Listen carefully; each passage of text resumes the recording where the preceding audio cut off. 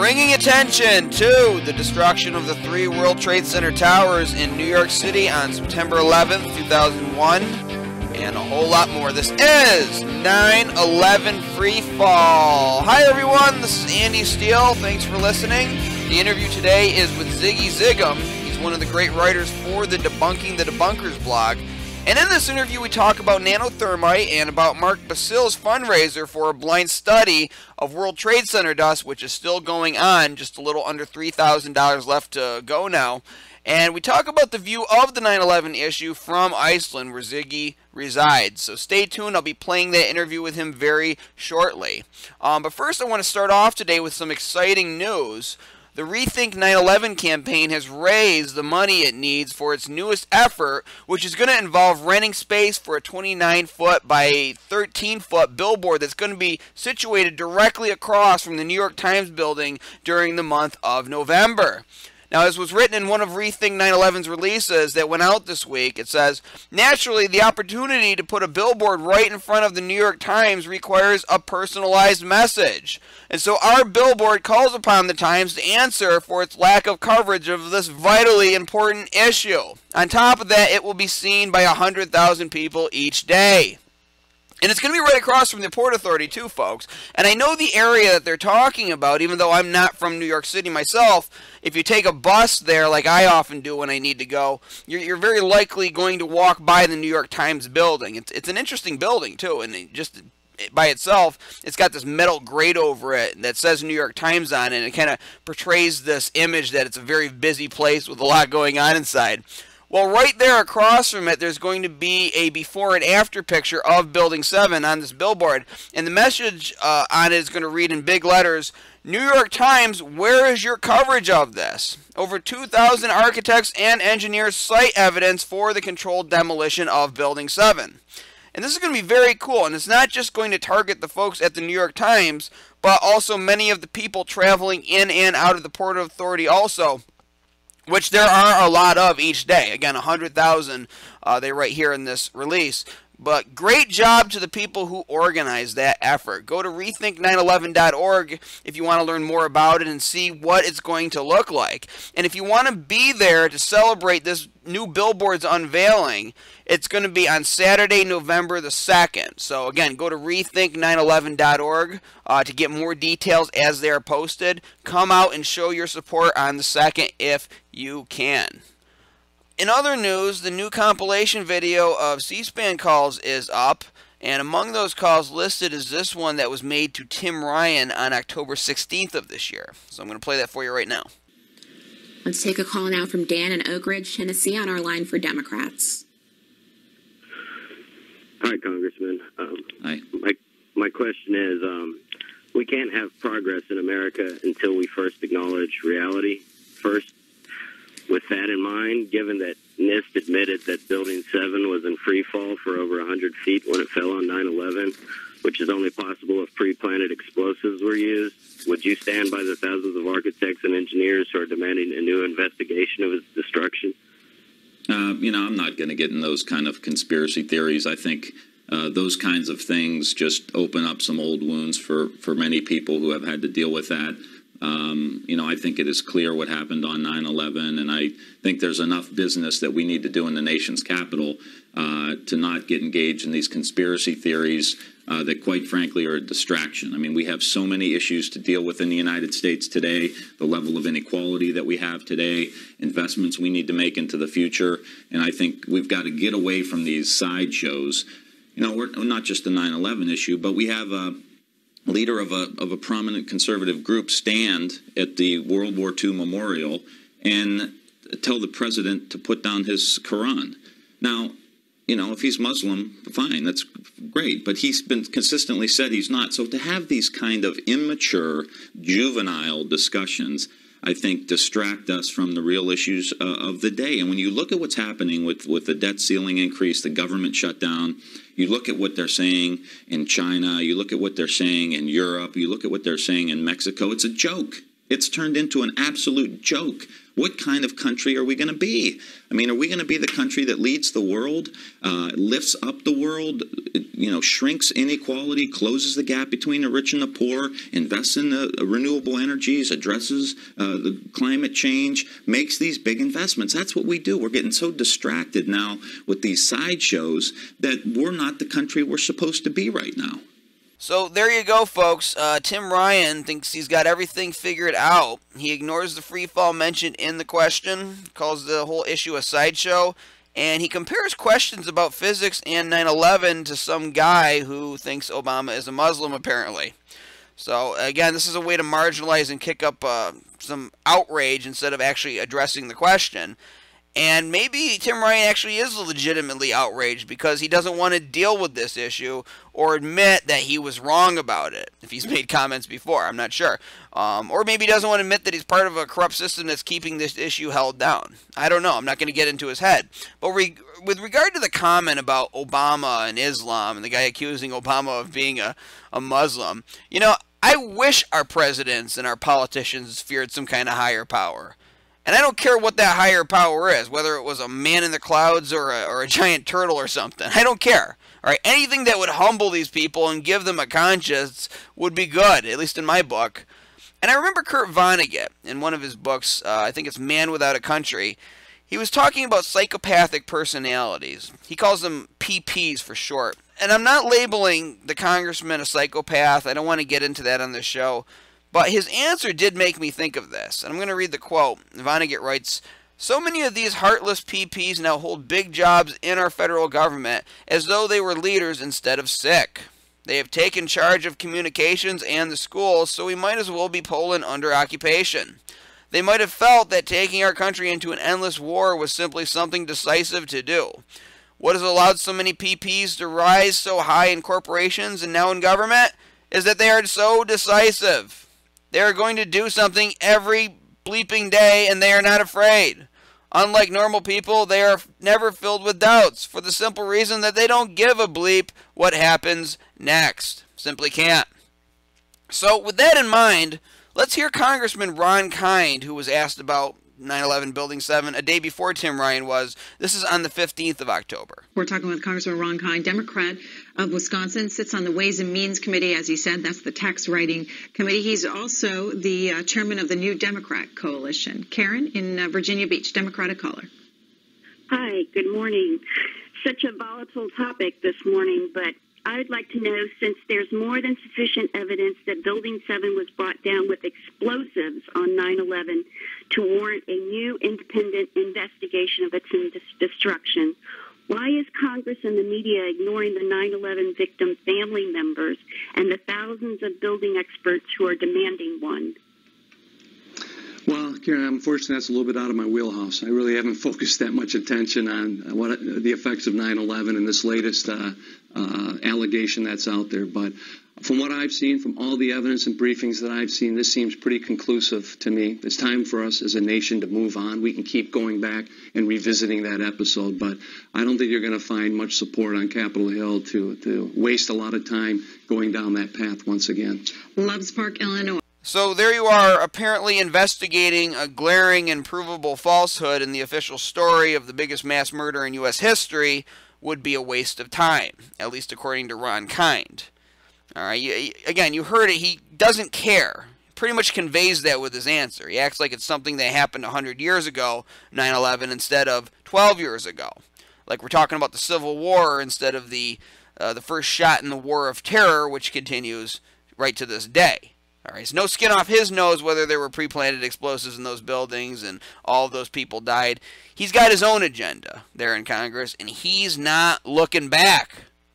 Doesn't necessarily mean he's a psychopath, but like the Vonnegut quote, even though he's in a position of great responsibility, regardless of the amount of evidence, he just doesn't care. He doesn't want to do anything about it because he doesn't feel the pressure to do anything about it. The fact that it's the right thing to do means nothing to him.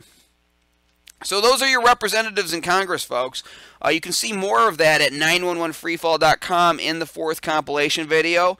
and go, you know, view it, share it, spread it around, tell your friends to take about 25 minutes out of their lives to watch what is the real sideshow, which is these people in Congress and in the media pretending that they have any kind of moral or intellectual authority anymore as they squirm and slither away from scientific reality and avoid answering the questions. So I've gotten a number of emails from listeners after last week's guest was on.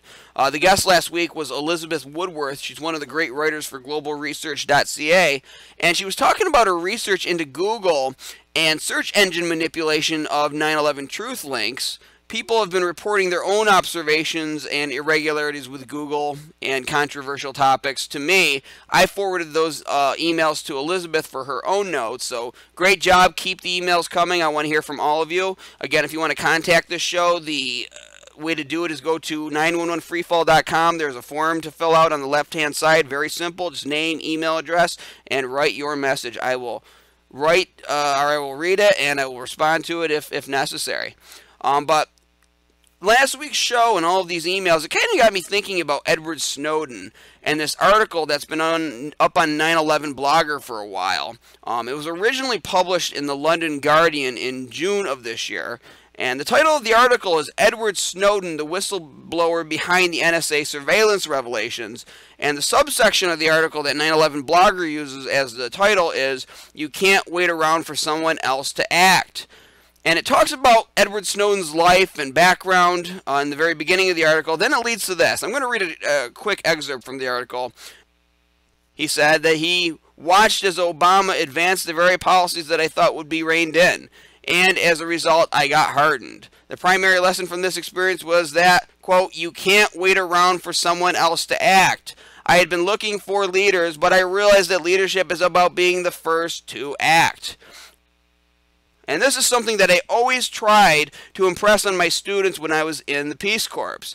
All right, just how far simple action and deciding you're not going to have a problem anymore and not waiting for an authority to solve the problem for you can go. And of course that applies to 9/11 truth because, well, you've heard our elected representatives. All right, you've heard NIST. We the people are on our own in this country. And that doesn't mean we can't twist their arms somehow to make them do their jobs, but the leadership is going to have to come from the general public. It's not going to come from these so-called authorities. And believe it or not, a big part of this is up to you. And I know that seems weird and inconceivable to you because you're the one living in your skin, and it doesn't seem to you at least that you're all that big of a deal or that you can do much. But you don't have to move mountains, folks, all right? It's just simple things, all right? With 9/11 truth, if your media's not talking about it, then just call in if you have the ability and talk about it yourself. If your newspapers aren't writing about it, write in to them and do it yourself. And there's a lot of people here in America who are doing that, but we need more of them. Just engage the issue. Just start speaking out in whatever way you think is best, is possible. Right? You don't have to be a police officer to go talk to the police. It helps. Helps if you have the help of one. But you don't have to. All you need is yourself, and you have to have faith in yourself. You have to believe in yourself to make this kind of stuff happen. And I know you can do it. All right, before I play my interview with Ziggy Zugam, we're going to take about 10 seconds of silence, as we do every week, to remember the victims of 9/11 and their families, and all of the folks who have died in the wars that followed 9/11. So we're going to take those 10 seconds right now.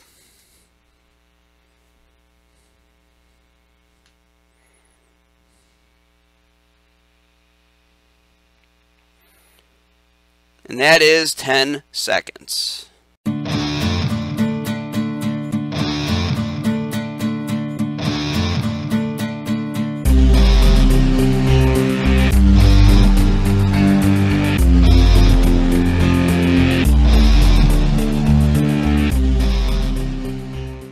Ziggy Zugam is a writer writer for the Debunking the Debunkers blog at 911debunkers.blogspot.com. He's from Iceland, and he's come out with a series of articles over the past year that we'll be going over today, in which he talks about the latest tests to verify beyond any shadow of a doubt that the red great chips in the World Trade Center dust found by Niels Harrit and his team are nano-thermite and not paint. Ziggy, welcome to 9/11 Freefall. Thank you for having me. Now, before we get all into the technical stuff, tell my audience a little more about yourself. You know, how did you out there in Iceland get into this issue, and how did you wake up to the 9/11 truth evidence, and what inspired you to take action? Well, I think it's been probably almost 10 years since I started to do any kind of research. I did not really doubt the official story for the first few years, so I think it was in about maybe 2004, 2005 that I started to kind of read the alternative media online. This was basically because a friend of mine pointed out to me some articles on Infowars and global research. And at first it was mostly about the prospect of the inside job and the omissions and distortions and all that. So at first I just started to think about this stuff from that perspective, from like thinking about the economics and like the war for resources and that kind of stuff. Because at the time I just started taking classes for economics, and so I started to realize that there is a lot of stuff that is not really talked about in the mainstream media. You really don't hear about, whenever you hear about some struggle in some country somewhere, you never hear about any kind of resources being there, like the oil or gold or that kind of stuff. So I started to realize that sometimes there is a struggle to get the nations into wars for resources that really are for the benefit of large corporations. So I started to kind of open up my mind to that perspective, that this might have been an inside job to get into the war in the Middle East and for pipelines and all that. But I really did not start to think much about the demolition evidence. I heard about it, but that was not really the main concern that got me thinking about this topic at all.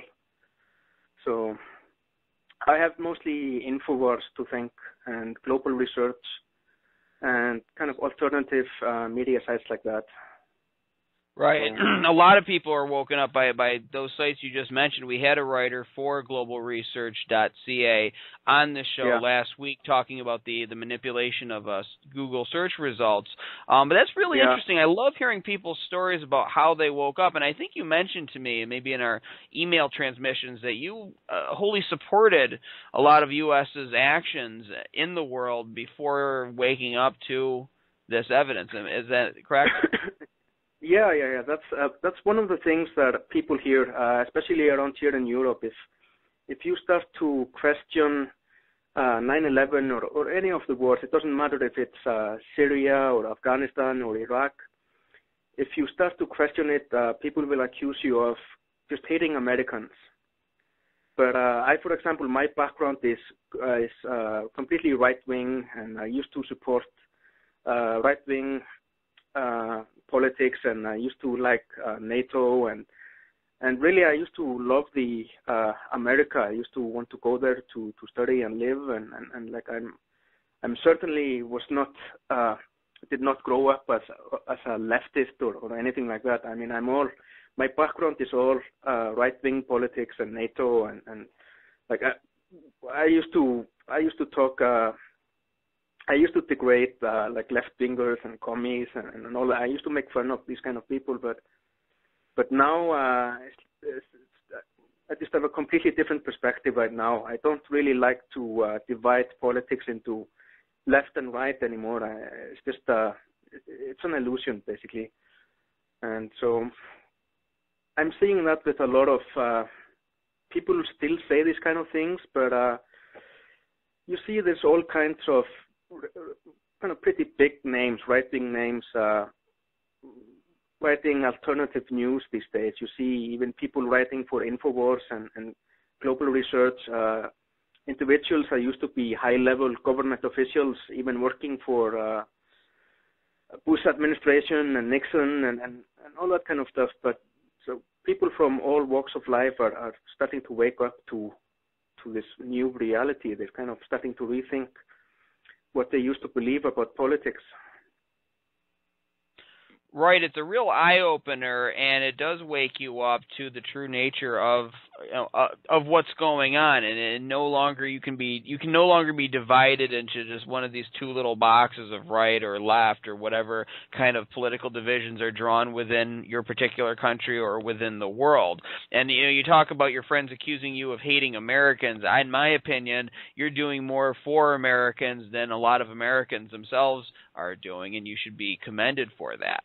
Now, I want to get into some of this technical stuff with you and some of the stuff you've written about. But with this show, we encounter a lot of times many new people who may not be familiar with this issue, may not even know that there is a question about 9/11, that you could be the very first person they're hearing right now bring this evidence to them. So what I'm going to ask you to do is explain for the audience who may not have heard previous episodes, what are the red-gray chips? What is this controversy all about? Well, the controversy is about evidence found at the ground zero after the collapse of the World Trade Center towers. At first, there were reports of molten metal and kind of strange damage to the steel beams there, sulfur damage, and even first responders talking about explosions and all that, but it was not really any kind of published papers that really identified any kind of actual firm evidence. So in 2009, we finally had this paper from Denmark. It's by Dr. Harrit, and this paper basically declares to the world that they found these tiny little chips of a material that they say is nano-thermite. So this is basically just tiny chips. It looks like I don't know, grains of sand or something. These are really truly tiny, and they find them by basically running a magnet through the dust, and they find these tiny little fragments of a red material that is attached as a kind of a red and gray layer. And they're saying the red layer is this thermitic material that is basically something that could be used to cut the steel beams or explode the towers. Basically, this is a material that could be used for controlled demolition of the towers. And so before this paper, we had all these kind of reports of people seeing explosions and hearing explosions, and apparently there was molten metal and stuff in the rubble. But now they found the actual material. These are kind of remnants of unexploded chips. So they have these tiny fragments of the material that has not exploded. So this, since then, basically we have had this huge debate raging. People have been saying that it's just paint chips because the steel beams of the towers were painted red, and these chips kind of look like they could be paint chips, and even the authors thought the same thing, but then they started to do research and tests that basically led them to believe that these chips cannot be paint, that it has to be what they call an energetic material, which means basically an incendiary or explosive material. And it's been 4 years now, and no one has published anything that debunks this report. We've had a lot of basically propaganda and disinformation on the internet to try to basically debunk the paper through non-scientific means by saying the authors are lunatics or that the journal likes to publish fake papers and all kinds of basically lies like that. Well, now, why aren't the red grade chips, why aren't they just paint? Can you go into that a little bit?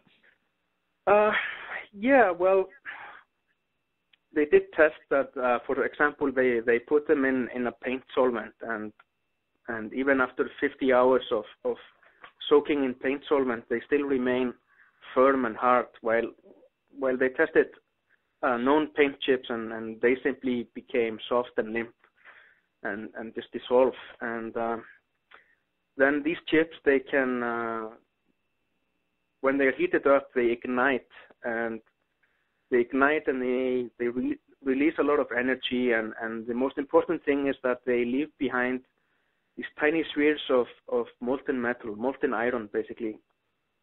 And this is why they call it a thermitic material, because they have, these chips have iron oxide and aluminum in them before they are ignited.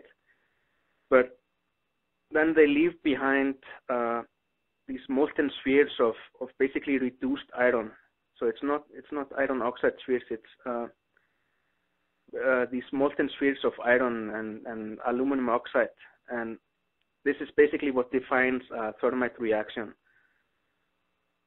So now, I just want to verify the iron spheres were also found in the dust without you having to ignite, or without Dr. Niels Harrit having to ignite them, correct?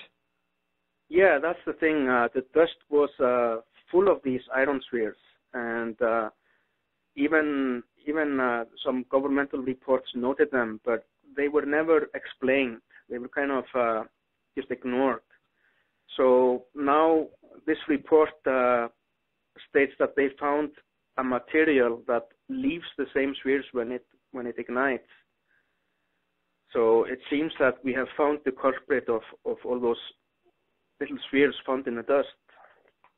Right, and I just want to stress this to the audience. So they found these spheres, which are a product of a thermitic reaction, but they also not just finding the spheres, because the spheres prove that some kind of thermitic reaction happened, but not just finding the spheres, you're also finding this material, this red gray chips that create them when you ignite them. So not only do you have the after effects of the ignition, but you have the what's there before. Yeah, and the thing is, some people still like to say that, well, you could have these spheres from paint, because paint could be attached to rusted iron, and if you ignite paint, it could basically melt the rust into spheres. But the thing is, if you ignite paint and somehow manage to create molten spheres of iron, you would still end up with iron oxide spheres.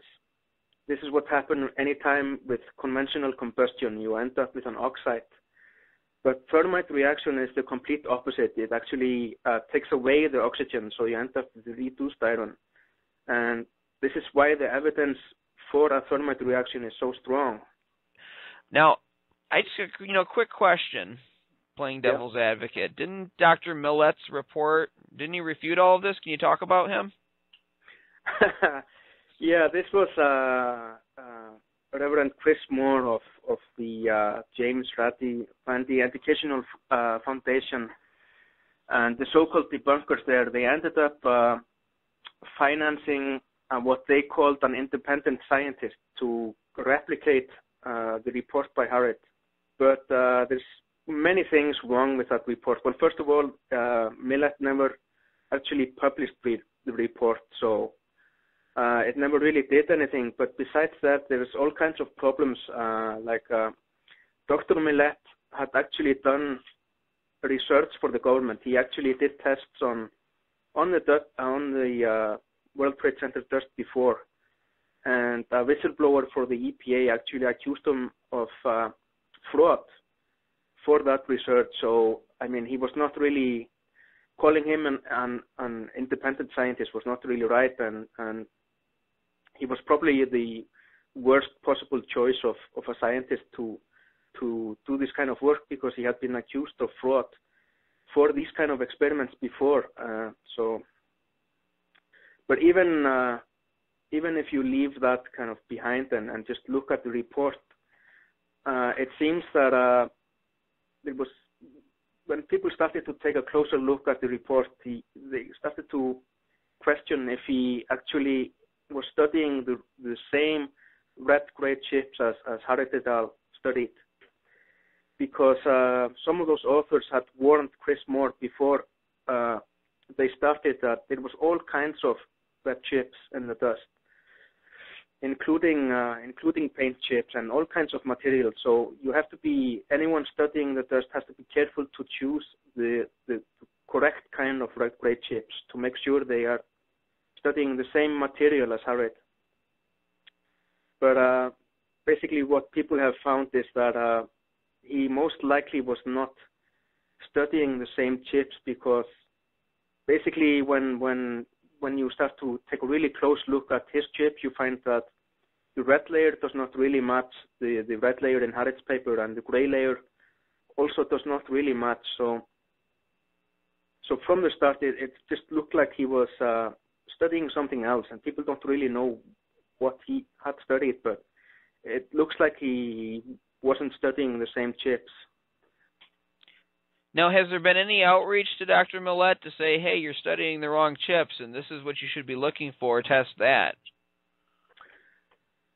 Well, yeah, well, I don't know if there has been any direct contact, but Dr. Stephen Jones and Kevin Ryan, two authors, co-authors of Harrit, actually responded in public after the Millet's preliminary report came out, and they made these observations suggesting that the chips were not the same.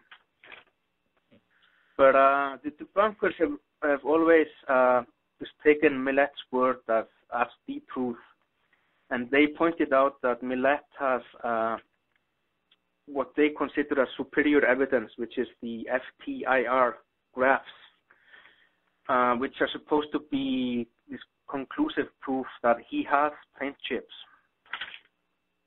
But Ian Talbot of 9/11 Debunkers wrote a big essay that basically outlines this whole debate, and what we said in that essay is that all the evidence points to that he had not been studying the same chips, and recently we found on the internet an old lecture with Kevin Ryan that had a picture of the same kind of FTIR graph for the red chips in Harrit's paper, and this seems to prove our point that they are definitely not the same, because the FTIR graph for Millet's report and Harrit's report are not the same. So it seems it has been proven that Millet never studied the same kind of chips, and his report has not been published, and for this reason it probably never will be published. So there is no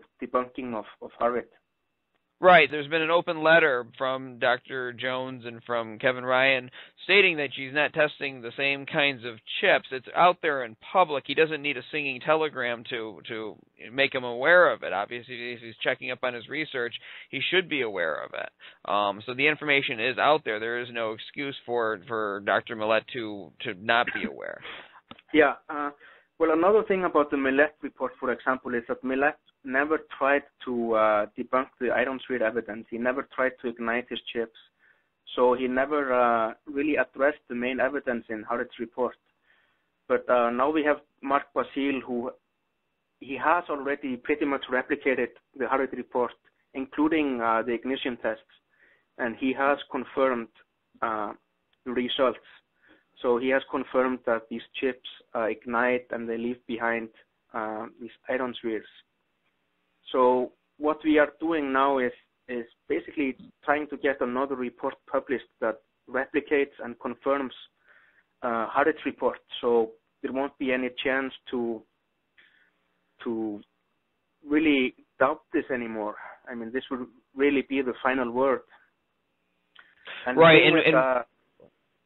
The thing with Basile's report is that he is repeating all of the tests in the Harrit report, but he is also including tests that Millet did, including the FTIR.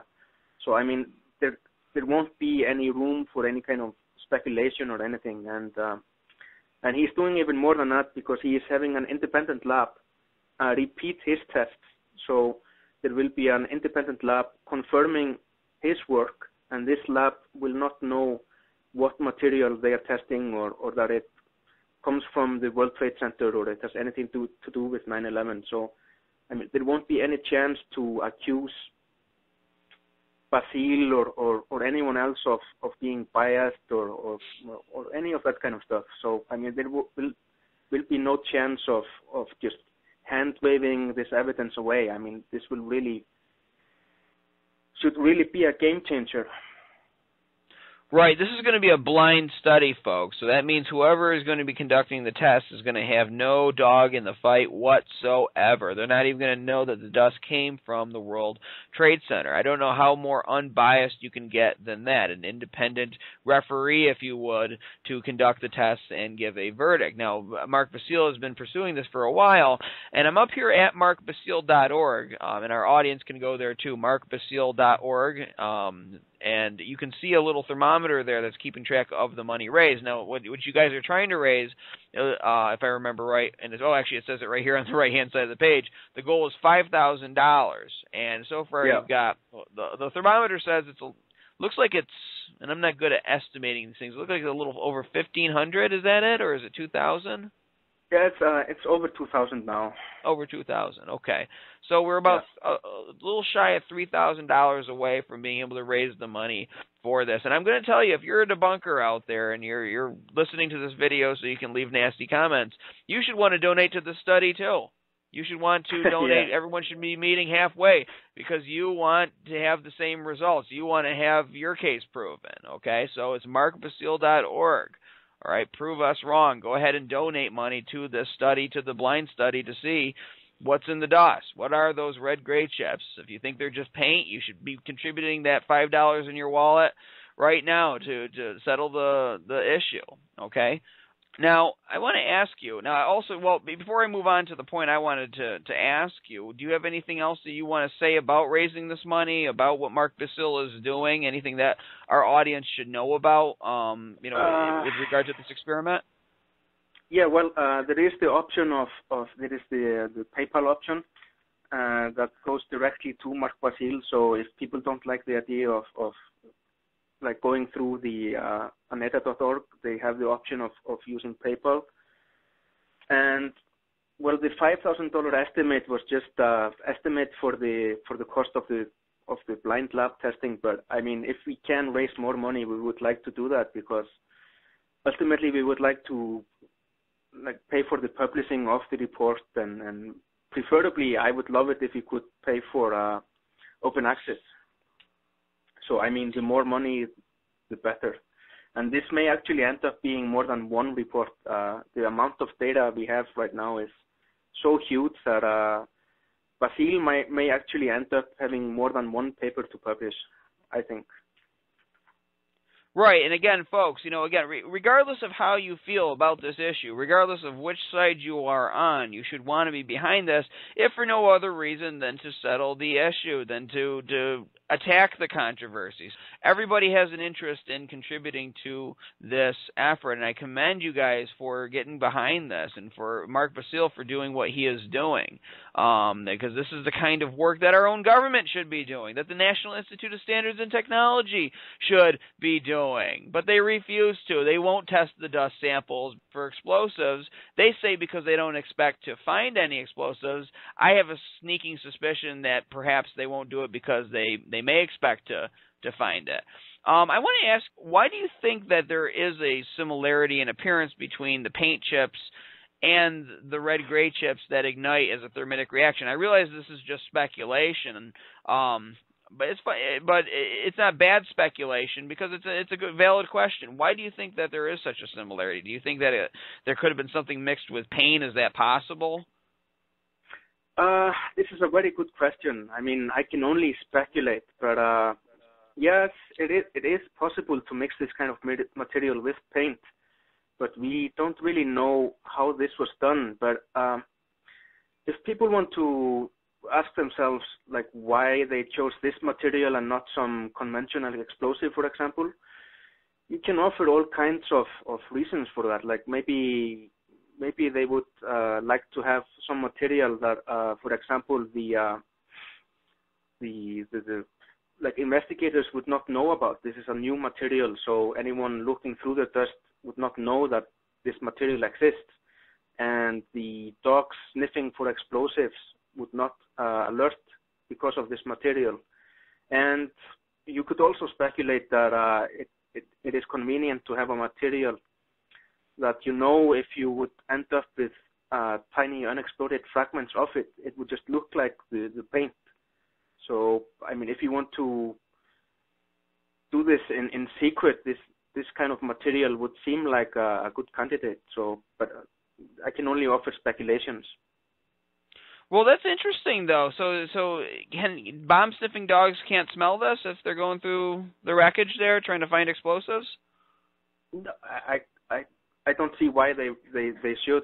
This is basically a new material. The basic ingredients in thermite are basically rust and aluminum, and this material is then, like, it's embedded in a what's called a matrix or a resin that's basically like carbon and silicon. So, and this material did not really exist before then, and it's still not commercially available. It was just being developed in government labs.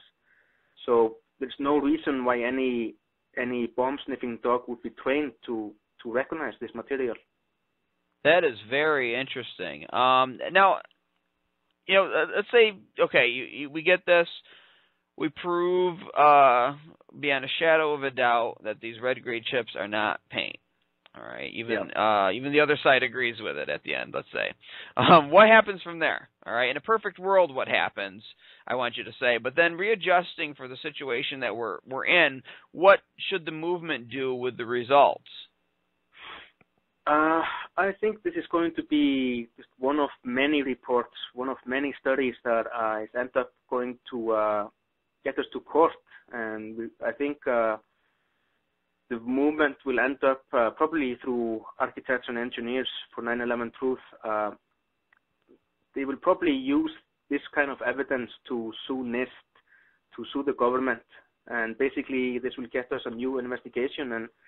And I mean, there won't be, if you have proven that these chips are a thermitic material, there can be no arguing anymore that even if some terrorists from the Middle East did this, they would have to have help from insiders to plant this material in the towers and basically get the receipt for this material. I mean, this is a new material that was being developed by basically U.S. government labs.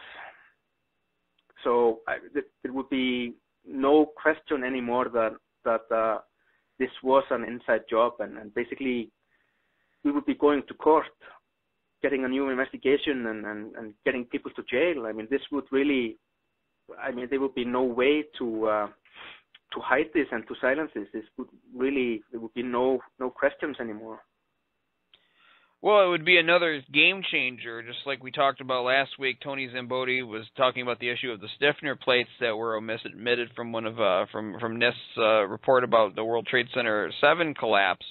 And, you know, he said that was a game changer. Well, this would be another game changer. This would point. I mean, this would be yet another fact, another experiment in the record books, a blind study showing that no, Niels Harrit was right. This is the nano-thermite developed by the military, by the U.S. government, and that would seal the case for the people that blame the U.S. government. And we don't get into that on this show. Obviously, I've got my own personal opinions, but AE 9/11 Truth, of course, doesn't get into pointing any fingers. We just look at the evidence that there were pre-planted explosives that brought the buildings down. Then it becomes the job of investigators to investigate who was responsible, okay? But, you know, this kind of experiment would certainly point a large finger at certain parties, at least certain parties within the government. Obviously, it's not the entire government that wouldn't be involved, but certain bad apples that would have helped whatever terrorist, and when I say terrorist, define that however you want. It doesn't necessarily mean Middle Eastern men. Whatever terrorist was responsible for putting this material in the towers and bringing them down and terrorizing America into the post 9/11 world that we live now, into accepting it. Yeah, and this is one of the things Ian and Talbot pointed out. Actually, it was Kevin Ryan who first wrote about it. Is that NIST is actually one of those government agencies that helped to develop this material. I mean, this work started in the 90s by U.S. government labs, including NIST. So this material was developed in America by government-funded labs, and the fact that NIST refused to look for it in the dust, even after scientists were telling them that they were finding it, it's extremely suspicious. And I mean, this kind of thing, would really, it would really open up a lot of eyes, I think, if we finally get this through and get another paper. Now, that is a new fact, at least to me. Maybe it's not new in the world, but to this guy here, me, that is a new fact. And I think that's very telling because, you know, if NIST was involved in helping to develop this stuff, then they should absolutely have tested for it, even if they, let's just say that they had nothing to do with it. Let's just say that they were completely innocent. All right, but you should still test for it just to rule out the fact or the idea that perhaps somebody, some crazy person within your own system had stolen some of this and been involved in this plot. Okay, and then again, that's not even blaming the U.S. government. That's just blaming some rogue person, some rogue element within it that might have done, you know, been in cahoots with the quote-unquote terrorists. Okay, so even if they want to go from a face-saving approach, they should still look for the explosives that they helped develop because they know that the capability is there. They helped make it. Yeah, exactly. And this is one of the many reasons I think ultimately a new proper investigation of the collapse of the towers and just 9/11 in general will have to be done by really independent experts, which means basically we need people from all around the world, not people connected to the U.S. government. We need independent experts, and we need to start to investigate all aspects. Absolutely. Now, you know, I'm a firm believer that you know, a million small things done well every day is going to be what wins this war for us. I managed to get that quote into every show because it is the truth. It is the work of people listening right now that is going to bring this issue to light, that's going to make it known by everybody and in the history books that this is indeed what happened. So our listeners, not, you know, people necessarily who are in government, but just your regular rank and file listener of the show, what can they do to help, not just in donating money to the study, but also once the study is published, if they prove that these red gray chips are indeed nano-thermite, what can they do to help publicize this, to basically to push this into the ears of those people in power who have authority to do something with it? I think the general population has a lot of power through the alternative media and just blogging.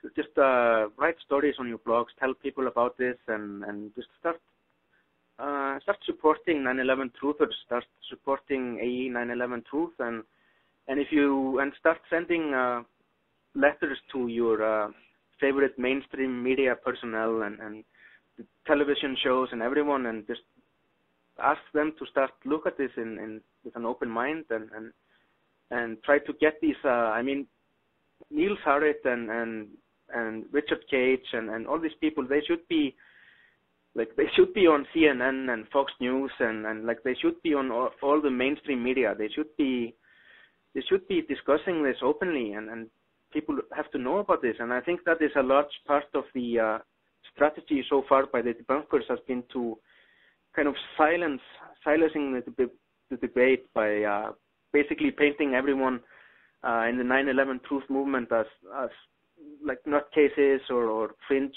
lunatics or whatever. But I think at the next stage we start to get this into the mainstream media and we start to get people talking about this without those kind of accusations. And I think AE has proven it is possible with the Rethink 9/11 campaign.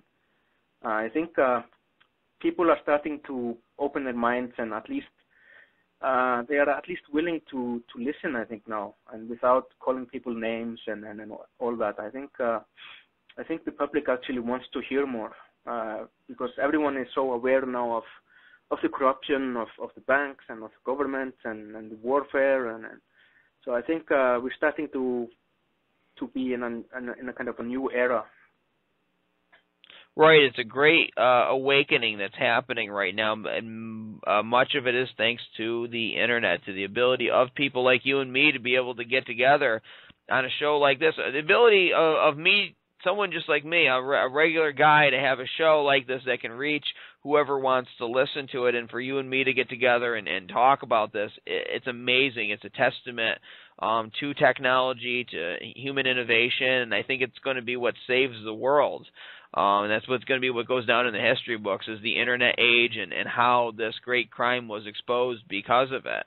And I find it interesting when I talk to people like yourself from other countries, and I always like to ask this, is, the reaction of folks in your country to this. It sounds from what you're saying like you have experience with the same kind of stuff that we have here in the United States, but it baffles me because it's an American crime. I understand that people from all over the world died in the World Trade Center, but when you look at the implications of the evidence, it doesn't.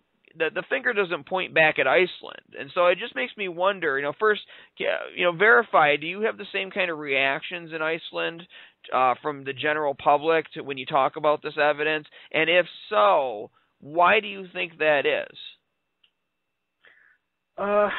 Well, we get all kinds of responses in Europe in general. I mean, I think there's a lot of people that are still very skeptical about these kind of conspiracy theories, but there has been a very big change in the last maybe 2, 3, 4 years. If you look at blogs or comments by articles that mention 9/11 conspiracy, maybe 4 or 5 years ago, you would see like 95% of the comments would be very hostile and making fun of whoever wrote it. But now it's the complete opposite. You're starting to get all kinds of people who are at least willing to listen and ask questions, and at least fine with people exploring this kind of debate. So there's been a huge change, and it's also, I mean, people are also becoming aware of all kinds of false flags through the years. I mean, Europeans are still being informed about Gladio, for example, which was the NATO-backed false flag operation, which basically operated for a few decades. And there are a lot of people kind of starting to hear about this stuff now. So as soon as they hear about Gladio and start to realize what it was about, the prospect of the U.S. government setting up a false flag it's not radical anymore. It's just, it starts to make sense. Now, I want to ask, though, because, you talk about people being skeptical of conspiracy theories, and it's that what you're describing is that kind of smirk people have because they like to feel like they know everything and that they're on top of it, and that any kind of new information is out of bounds because they've already got a grip on how the world operates. But yeah, I know here in America, like especially a few years ago, when you start to even just talk about this, you question about Building 7, you get this almost visceral, just from the gut reaction of just, how dare you talk about physics. Do you have that same kind of just angry, hostile reaction in Iceland? Yeah, we used to see that a few years ago, but that kind of response is very rare now, and the people that still write that kind of stuff are really now to just paint themselves as being some sort of lunatics. I mean, people who are still that hateful, people are starting to ignore those people. Well, same thing here. It's funny you say that's a funny way of putting it. They start to paint themselves as lunatics, and certainly we've seen that happen with folks like Bill O'Reilly, Sean Hannity, the usual suspects. These people that were given a platform to spew their nonsense, and people listen to them, but they didn't really have any authority on anything. It's really amazing that anybody even looks to these folks as having any kind of real authority with which to speak. But we gave it to them. Now people are turning them off. People are realizing the situation that we're in here in America, not just in America, but the world, and they're starting to think for themselves. And we got to help that process along by continuously inserting Building 7 into the conversation and reminding everybody that that is the issue. 9/11, Building 7. And I want to know, and I ask this often of folks who are on this show, because obviously to be doing this work and this kind of intensive writing, scientific writing, and